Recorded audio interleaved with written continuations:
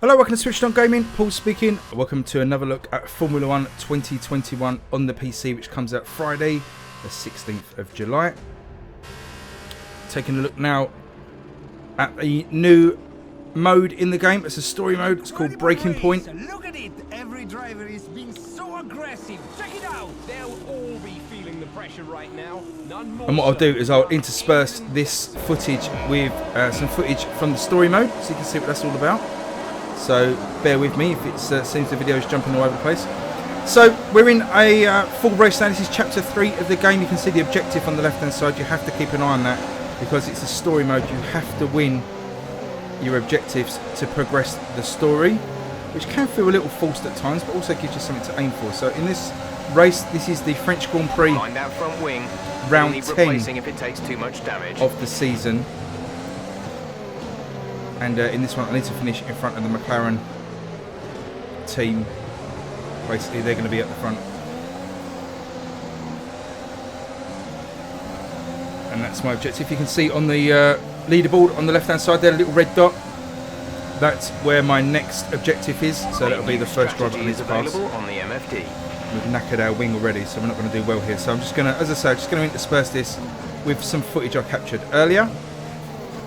Now, this Breaking Point is all about a rookie driver who comes through Formula 2. It's called Aidan Jackson. And you start the game in 2019, just finishing the Formula 2 season. And you have to get Jackson to win the race. It's a bit of a false narrative, really, because it's sort of like you have to win that race to make sure you get promoted to Formula 1, which obviously doesn't happen in real life. But again, you've got to hit these story beats to progress the story. So you win the race, you get to pick from one of 5 sort of mid to lower card teams in Formula 1 that you'll get promoted to, and then your story starts proper in Formula 1. And right at the start, you run into problems at the Australian Grand Prix with your teammate, the veteran Casper Ackerman. Won't spoil the story too much, but you don't get off on the best footing, let's say that. And also returning into the career mode is Devon Butler, who was in F1 2019's sort of a prologue story mode. There was a little story mode there in F2. And he features in this game as well, having now been established in Formula 1 for a couple of years. So he's always in the background, nibbling away at you. And then the game progresses like that, really. So you play through a couple of bits of the Australian Grand Prix. You don't play a full Grand Prix there. And then you get sort of post-credit scenes. Now, I must say that the sort of CGI scenes are absolutely brilliant. They're acted really well. They can be a bit cheesy, and obviously it's not, it's very much family-friendly language, so you're not going to get any swearing or anything like that, which would happen in real life. But for what it is, it's really well done. But what I really like are the on-track cutscenes. It looks like it looks photorealistic, the on-screen CGI stuff for the on-track stuff. It looks like something out of the film. It's really, really well done and gets you in the mood. So after Australia, you head to China. Similar sort of story there. Some antagonism between your teammate and yourself. And then chapter 3 here, we've actually skipped ahead a couple of months, and we're diving to the French Grand Prix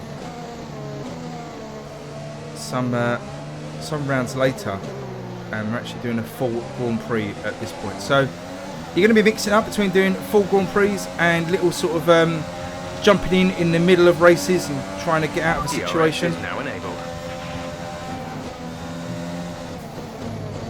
Kamikaze move, and we'll pay for that. So yeah, it's a really good mode. I'm really enjoying it. In between races, you get back to your sort of trailer, and there's social media there. You've got like a phone that you can bring up sort of a fake Twitter feed on, but it features like real streamers. So you've got Jimmy Broadbent and